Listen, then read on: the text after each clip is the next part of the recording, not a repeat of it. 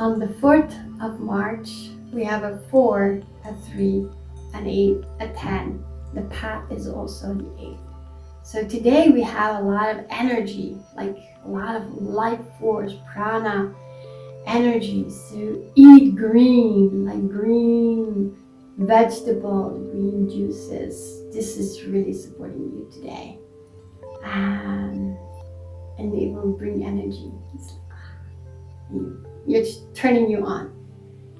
And the 4 is asking you to, have order, rhythm, structure, setting the base. So if you feel like, oh, I need to change my diet, I want to incorporate more greens, today is a really great day to start doing that.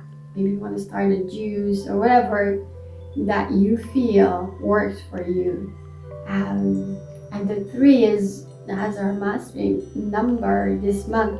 It's connected to our digestive system. So it's a real good month to start eating and drinking more consciously.